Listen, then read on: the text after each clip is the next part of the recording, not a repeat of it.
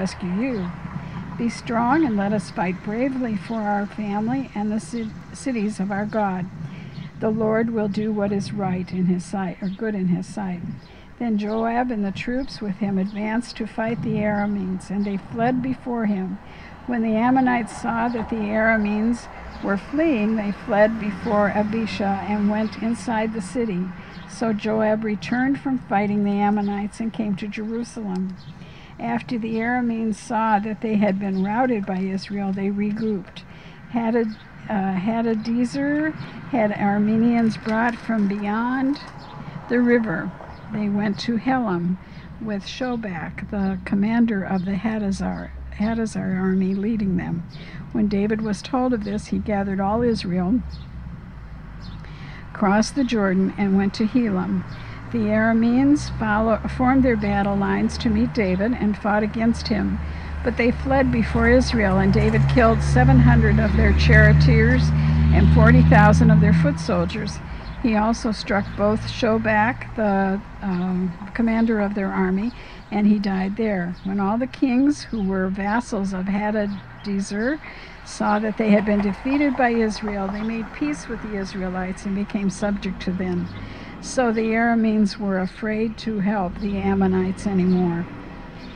In the spring at the time when kings go off to war, David sent Joab out with the king's men and the whole Israelite army.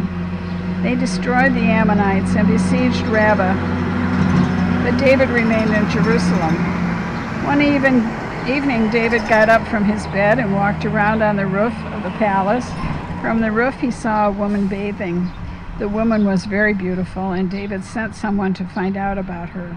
The man said, "Isn't this Bathsheba, the daughter of Eliam, and the wife of Uriah the Hittite?" Then David sent messengers to get her. She came to him, and he slept with her. She had purified herself from her uncleanness. Then she went back home. The woman conceived and sent word to David, saying, "I am pregnant." So David sent this word to Joab, "Send me Uriah the Hittite," and Joab sent him to David. When Uriah came to him, David asked him how Joab was, how the soldiers were, and how the war was going. Then David said to Uriah, "Go down to your house and wash your feet." So Uriah left the palace, and a gift from the king was sent after him. But Uriah slept at the entrance to the palace with all his master's servants and did not go down to his house. When David was told Uriah did not go home, he asked him, "Haven't you just come from a distance? Why didn't you go home?" Uriah said to David, "The ark and Israel and Judah are staying in tents, and my master Joab and my lord's men are camped in the open fields. How could I go to my house to eat and drink and lie with my wife? As surely as you live, I will not do such a thing." Then David said to him, "Stay here one more day, and tomorrow I will send you back." So Uriah remained in Jerusalem that day and the next. At David's invitation, he ate and drank with him, and David made him drunk. But in the evening, Uriah went out to sleep on his mat among his master's servants. He did not go home. In the morning, David wrote a letter to Joab and sent it with Uriah. In it he wrote, "Put Uriah in the front line where the fighting is fierce. Then withdraw from him, so he will be struck down and die." So while Joab had the city under siege, he put Uriah at a place where he knew the strongest defenders were.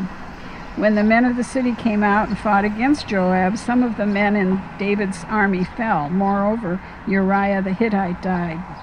Joab sent David a full account of the battle. He instructed the messenger, "When you have finished giving the king this account of the battle, the king's anger will flare up, and he may ask you, 'Why did you get so close to the city to fight? Didn't you know they would be shooting arrows from the wall?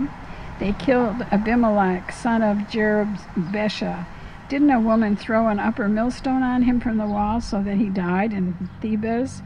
Why did you get so close to the wall? If he asks you this, then say to him, also your servant Uriah the Hittite is dead." The messenger sent out, and when he arrived, he told David had her brought to his house, and she became his wife and bore him a son. But the thing David had done displeased the Lord. The Lord sent Nathan to David, and when he came to him, he said,